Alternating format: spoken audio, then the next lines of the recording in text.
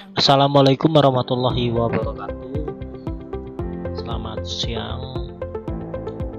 Perkenalkan, nama saya Chandra Putrajaya, NPM 184300779. Di sini saya akan menyelesaikan tugas 7 yang diberikan Pak Edi.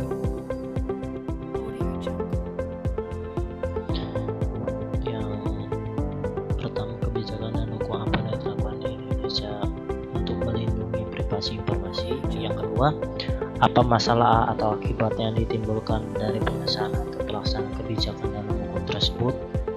Yang soal pertama dan dua kita buatkan itu ya. Penggunaan data pribadi semakin marak terjadi. Seringkali masyarakat menerima pesan singkat atau telepon dari nomor yang tidak dikenal menawarkan produk-produk seperti pinjam uang hingga penipu menang undian. Tentu kondisi ini merugikan masyarakat karena merasa terganggu, bahkan menderita kerugian finansial akibat penggunaan data pribadi tersebut. Sejauh mana berdasarkan dilindungi oleh hukum? Adakah landasan hukum bagi pemerintah untuk mendapatkan data pribadi masyarakat? Siapa yang bertanggung jawab atas data tersebut apabila terjadi kebocoran? Di sini sebelum saya melanjut, saya akan menjelaskan pengertian privasi dan data privasi. Privasi secara umum didefinisikan dengan berbeda Cambridge Dictionary. Privasi salah satu diartikan sebagai the right that someone has got to keep to your personal life and your personal information secret or know only to a small group of people. Apabila diterjemahkan secara bebas, definisi mengandung arti bahwa privasi adalah hak yang dipunyai seseorang menjaga kehidupan personal atau rahasia informasi personal agar hanya untuk diketahui sekelompok kecil saja. Sedikit berbeda dengan Cambridge Dictionary bahasa Indonesia atau KBBI mendefinisikan privasi sebagai kebebasan keluasan pribadi. Apa saja kecerobohan yang membuat data pribadi Anda bocor dan bagaimana mencegahnya? Apa saja itu data pribadi? Yang pertama, nama lengkap atau nomor handphone. Selanjutnya alamat rumah. Emergency call adalah nomor telepon atau kerabat yang terdekat. Kartu keluarga, KTP ini ada termasuk nama lengkap dan nomor nikah. Nama ibu kandung ini untuk meminjam makan atau slip gaji. Foto selfie bisa digunakan untuk otoritas, apalagi foto selfie sambil mengungkap identitas lain seperti KTP, KK.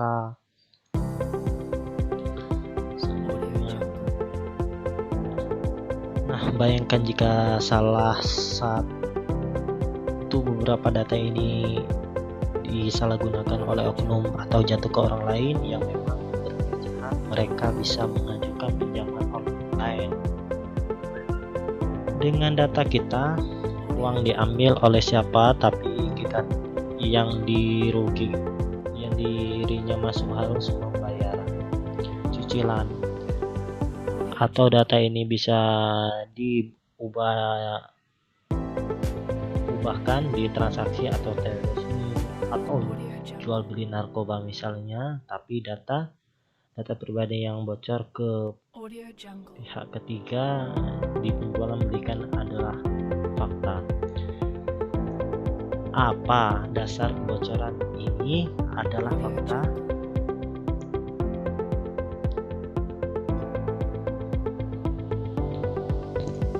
Asosiasi Penyelenggara Telekomunikasi seluruh Indonesia menyebutkan nomor ponsel dan alamat email merupakan pintu masuk pencurian data.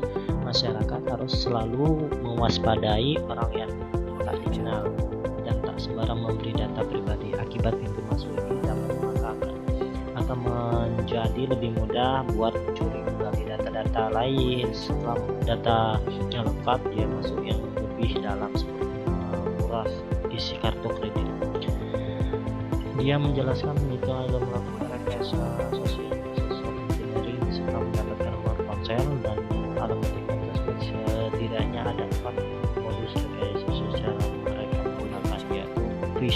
smishing, dan phishing dan farming.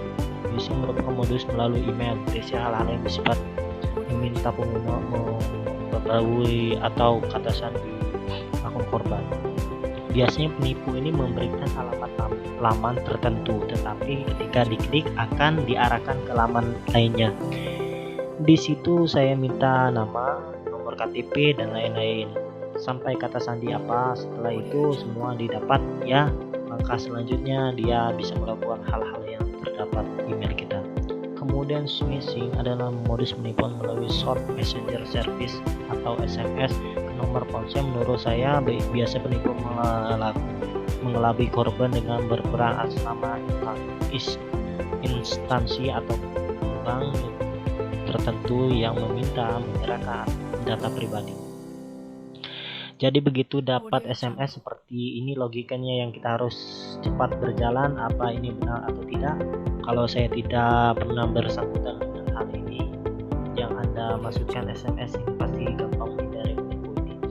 Modus phishing, voice phishing sebenarnya sama dengan smishing. Rekayasa sosial media kegunaan telepon, biasanya penipu mengaku sebagai operator telepon maupun customer care instansi atau bank tertentu, sedangkan farming adalah mengarahkan lalu lintas laman browsing ke suatu laman tertentu. Di laman itu mereka memanipulasi pengguna, menyerahkan data pribadi sehingga kali korban percaya. Sebanyak 89% fraud terjadi dengan cara take over akun, misalnya akun kartu kredit. Kalau mereka sudah punya nomor kartu kredit, expired date, nama, bahkan CVV atau apapun yang Anda hubungan dengan kita, dia mengaku bahwa sangat sulit ini menjaga nomor ponsel dan alamat email tidak tersebut ke orang lain atau pihak tertentu, sebab saat ini layanan atau akses pada banyak hal yang menggunakan kedua data tersebut. Ada teman minta pastikan kisah yang bukan teman saya kisah. Sekarang bisa masuk diminta scan QR kode, diminta nomor HP, apa saja yang berhubungan dengan pendaftaran apapun diminta nomor HP dan alamat email harus dimasukkan.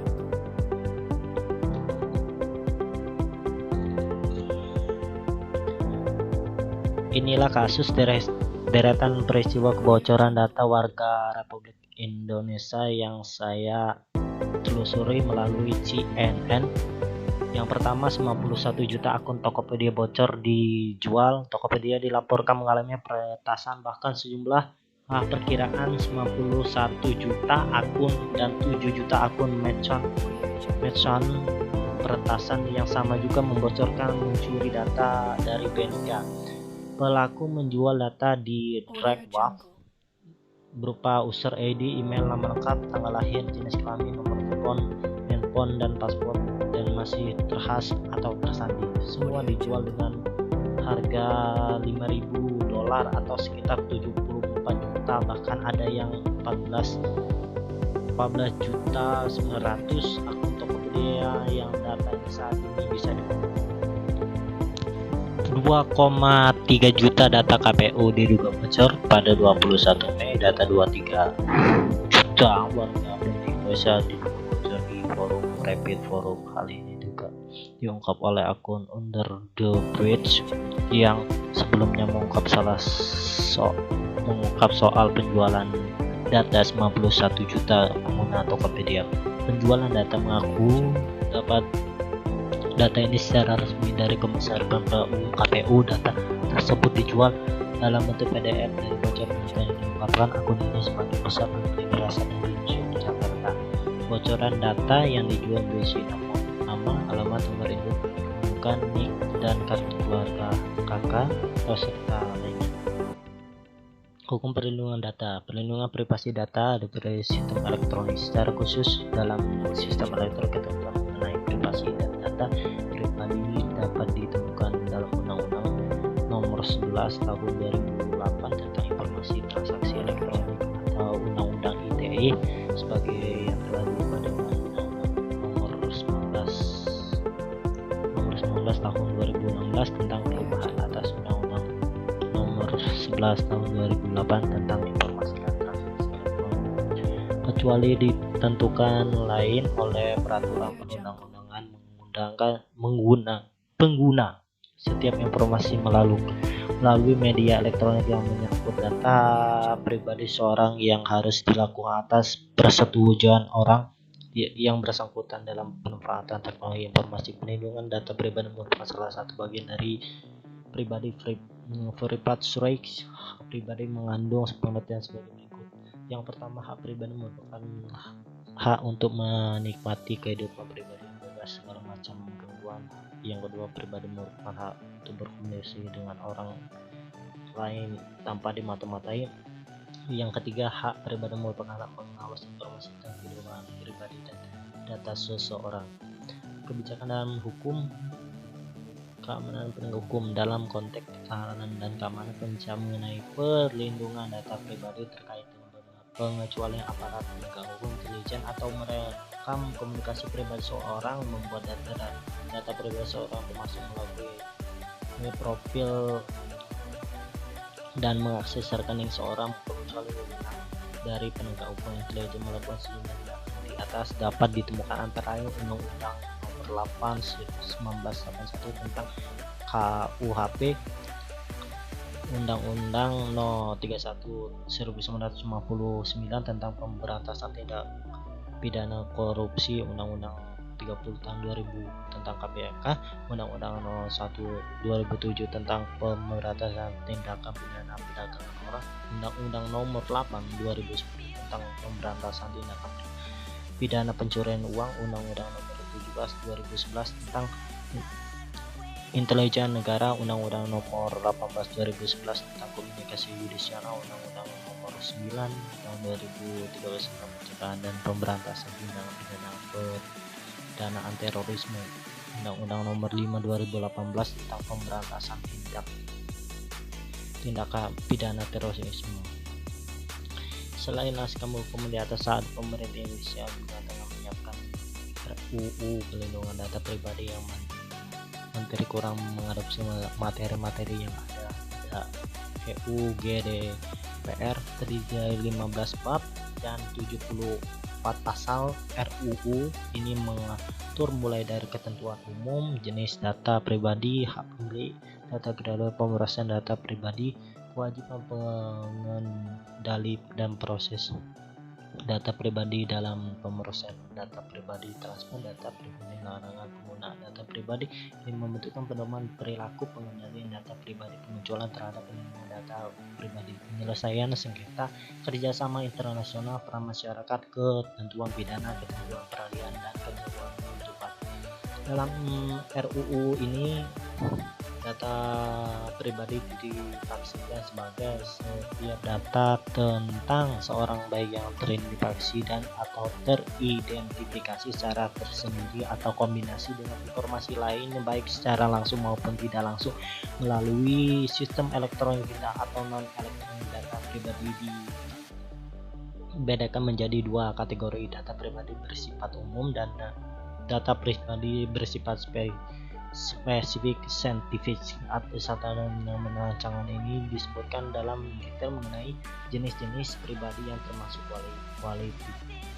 kualifikasi spesifik saintifik yang dikatakan terap sesuai dengan peran aturan perundang-undangan. Penerapan undang-undang ini akan mengikuti asas ekstrateritorial justru dikatakan di dalam undang-undang ini berlaku untuk setiap orang, badan publik,